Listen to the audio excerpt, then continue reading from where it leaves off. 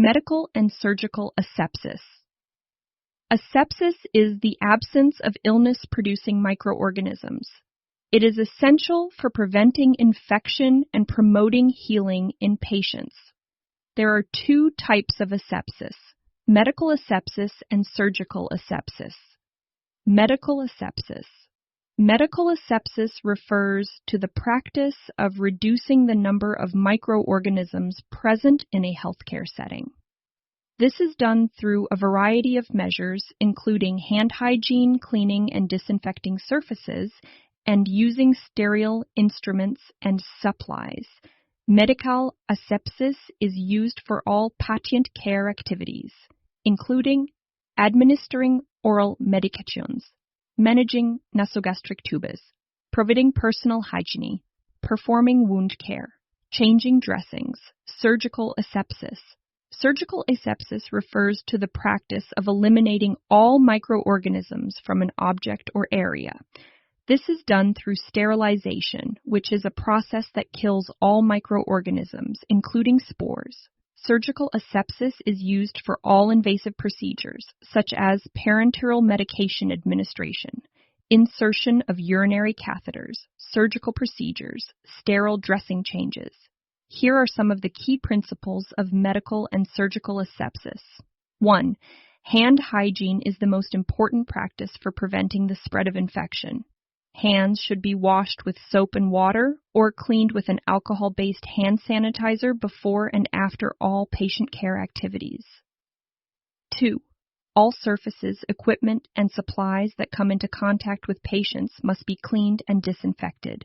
This includes countertops, beds, wheelchairs, and medical instruments. 3. Sterile instruments and supplies must be used for all invasive procedures.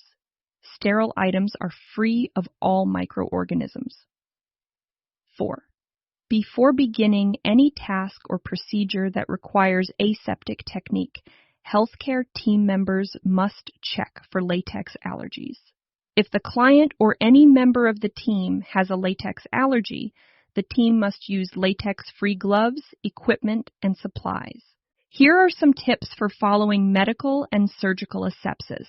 Always wash your hands before and after all patient care activities. Wear clean gloves when handling blood, body fluids, or mucous membranes.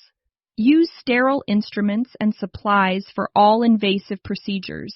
Clean and disinfect all surfaces, equipment, and supplies that come into contact with patients. Be mindful of your own movements and avoid contaminating sterile areas. By following these principles and practices, healthcare team members can help to prevent infection and promote healing in patients. Hand hygiene. Hand hygiene is the most important practice for preventing the spread of infection. It involves cleaning your hands to remove dirt, germs, and chemicals. There are two main ways to perform hand hygiene: washing your hands with soap and water, or using an alcohol-based hand sanitizer. Image of a person washing hands with soap and water. To wash your hands with soap and water, wet your hands with clean running water. Apply soap to your hands and rub them together vigorously, covering all surfaces of your hands, including your fingers, palms, and backs of your hands. Wash your hands for at least 20 seconds. Rinse your hands thoroughly with clean running water. Dry your hands with a clean paper towel or single-use air dryer. Image of a person using an alcohol-based hand sanitizer. To use an alcohol-based hand sanitizer, apply a generous amount of alcohol-based hand sanitizer to your hands. Rub your hands together vigorously, covering all surfaces of your hands, including your fingers, palms, and backs of your hands. Allow your hands to dry completely. When to perform hand hygiene? Before and after all patient care activities, including administering medications, performing wound care, changing dressings, inserting urinary catheters, performing other invasive procedures, after removing gloves, when hands are visibly soiled, after contact with body fluids, blood, or mucous membranes, before eating or drinking, after using the restroom. It is also important for clients and visitors to practice hand hygiene. Special considerations for immunocompromised clients. When caring for clients who are immunocompromised or have infections with multi-drug resistant or extremely virulent microorganisms, it is important to perform hand hygiene using recommended antiseptic solutions. Hand hygiene for contaminated surfaces. Perform hand hygiene after contact with anything in clients' rooms and after touching any contaminated items, whether or not gloves were worn. Perform hand hygiene before putting gloves on and after taking them off. Performing hand hygiene might be necessary between tasks and procedures on the same client to prevent cross-contamination of different body sites. By following these recommendations, you can help to prevent the spread of infection and protect yourself, your patients, and your colleagues. Personal hygiene measures. In addition to hand hygiene, there are a number of other personal hygiene measures that healthcare workers can take to help prevent the spread of infection. These include covering the mouth and nose when coughing or sneezing. This can be done with a tissue, a sleeve, or the elbow. It is important to avoid coughing or sneezing into the air, as this can spread droplets containing microorganisms. Using and disposing of facial tissues properly. Facial tissues should be used once and then disposed of in a wastebasket. Hands should be washed with soap and water after using a facial tissue. Keeping hair short or pulled back. This helps to prevent hair from falling into the care area or onto the client. Keeping fingernails short and clean.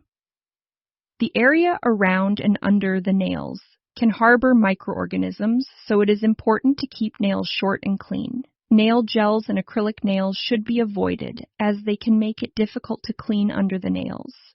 Removing jewelry from hands and wrists. Jewelry can make it difficult to clean hands properly, so it is best to remove jewelry before performing any patient care activities. Healthcare workers should also wear appropriate protective clothing to help prevent the spread of infection. This clothing may include masks. Masks are used to protect the wearer from inhaling droplets containing microorganisms. Masks should be worn when performing any procedures that could generate droplets, such as coughing or suctioning. Gloves. Gloves are used to protect the wearer's hands from contact with blood, body fluids, and mucous membranes. Gloves should be worn for all patient care activities that involve contact with these substances. Gowns.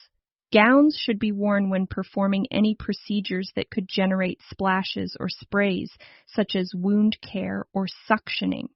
Protective eyewear. Protective eyewear, such as goggles or a face shield, is used to protect the wearer's eyes from splashes or sprays. Physical environment. In addition to personal hygiene measures, the physical environment also plays an important role in preventing the spread of infection. Healthcare facilities should implement a variety of practices to reduce the growth and spread of microorganisms in the environment. These practices include 1. Changing linens daily. Linens can become contaminated with microorganisms, so it is important to change them daily. This includes bed sheets, pillowcases, towels, and washcloths. 2. Cleaning floors and bedside stands. Floors and bedside stands should be cleaned regularly with a disinfectant solution. This will help to remove any microorganisms that may have been deposited on these surfaces. 3. Separating clean from contaminated materials. Clean and contaminated materials should be kept separate to prevent cross-contamination. This means that clean supplies should be stored in a clean area, and contaminated supplies should be placed in a designated waste bin. Here are some additional tips for maintaining a clean and hygienic physical environment. 1. Do not place items on the floor, even soiled laundry. The floor is grossly contaminated. 2. Do not shake linens because doing so can spread microorganisms in the air. Keep soiled items from touching clothing. 3. Clean the least soiled areas first to prevent moving more contaminants into the cleaner areas. 4. Use plastic bags for moist, soiled items, following facility protocol for bag selection to prevent further contamination of items or of individuals handling the soiled items. Put all soiled items directly into the appropriate receptacle to avoid handling soiled items more than once. 5. Place all laboratory specimens in biohazard containers or bags for transport or disposal. 6. Pour any liquids used for client care directly into the drain and avoid splattering to prevent spreading droplets. Empty body fluids at water level of toilet to avoid splashing. Practices that maintain a sterile field. A sterile field is an area that is free of all microorganisms. It is important to maintain a sterile field during any procedure that involves the insertion of sterile instruments into the body. This is because any microorganisms that enter the body during a procedure can cause infection. There are a number of things that nurses can do to maintain a sterile field. 1. Avoiding coughing, sneezing, and talking directly over a sterile field. This is because these activities can release microorganisms into the air, which can then land on the sterile field. 2. Advising clients to avoid sudden movements, refrain from touching supplies, drapes, or the nurse's gloves and gown, and avoid cucking, sneezing, or talking over a sterile field. This is because the client can also introduce microorganisms into the sterile field. 3. Only using sterile items in a sterile field. This includes instruments, supplies, and drapes. 4. Being careful not to touch the non-sterile outer wrappings of sterile items. This is because the outer wrappings may be contaminated with microorganisms. 5. Only touching sterile materials with sterile gloves. This is because non-sterile hands can introduce microorganisms into the sterile field. 6. Considering any object held below the waist or above the chest contaminated. This is because these objects are more likely to come into contact with microorganisms. 7. Avoiding reaching across or above a sterile field. This is because this can increase the risk of contaminating the sterile field with microorganisms from the nurse's body. 8. Not turning your back on a sterile field.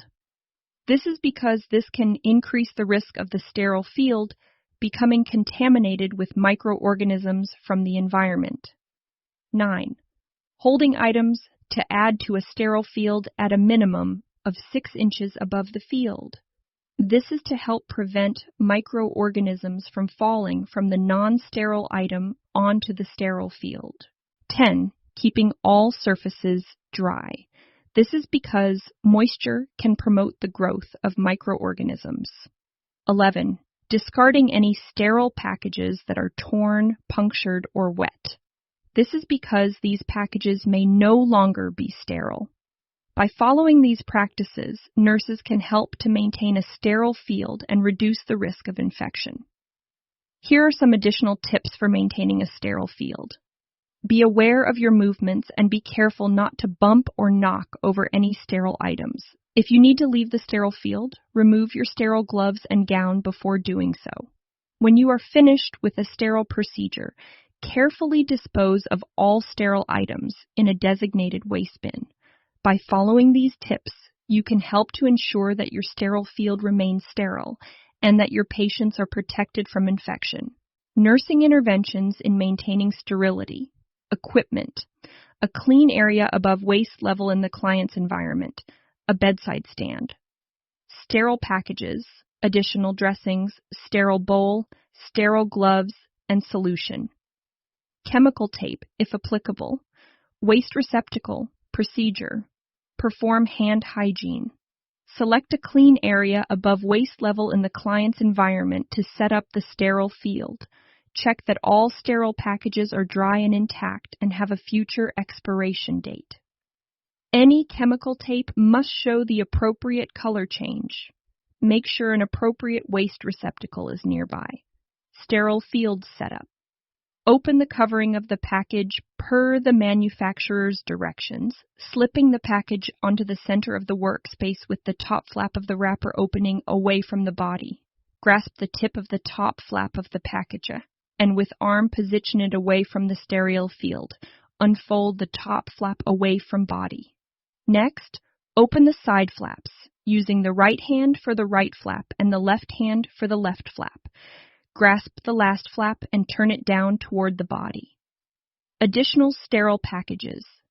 Open next to the sterile field by holding the bottom edge with one hand and pulling back on the top flap with the other hand. Place the packages that will be used last furthest from the sterile field. Open these first. Add them directly to the sterile field. Lift the package from the dry surface, holding it 6 inches above the sterile field, pulling the two surfaces apart and dropping it onto the sterile field. Pouring sterile solutions. Remove the bottle cap. Place the bottle cap face up on a clean, non-sterile surface. Hold the bottle with the label in the palm of the hand so that the solution does not run down the label. First pour a small amount, 1 to 2 ml, of the solution into an available receptacle. Pour the solution, without splashing, onto the dressing or site without touching the bottle to the site. Sterile gloves. Once the sterile field is set up, don sterile gloves. Sterile gloving includes opening the wrapper and handling only the outside of the wrapper. Don gloves by using the following steps. With the cuff side pointing toward the body, use the non-dominant hand and pick up the dominant hand glove by grasping the folded bottom edge of the cuff and lifting it up and away from the wrapper. While picking up the edge of the cuff, pull the dominant glove onto the hand. With the sterile dominant gloved hand, place the fingers of the dominant hand inside the cuff of the non-dominant glove, lifting it off the wrapper and putting the non-dominant hand into it. When both hands are gloved, adjust the fingers. During that time, only a sterile gloved hand may touch the other sterile gloved hand. At the close of the sterile procedure, or if the gloves tear, remove the gloves. Take them off by grasping the outer part of one glove at the cuff area, avoiding touching the wrist and pulling the glove down over the fingers and into the hand that is still gloved. Then, place the ungloved hand inside the soiled glove and pull the glove off so that it is inside out and only the clean inside part is exposed. Discard into an appropriate receptacle. Additional information. It is important to be aware of your surroundings when setting up and maintaining a sterile field. Avoid bumping or knocking over any sterile items. If you need to leave the sterile field, remove your sterile gloves and gown before doing so.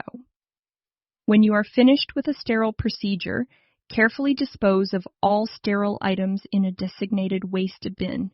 By following these steps, you can help to maintain a sterile field and reduce the risk of infection.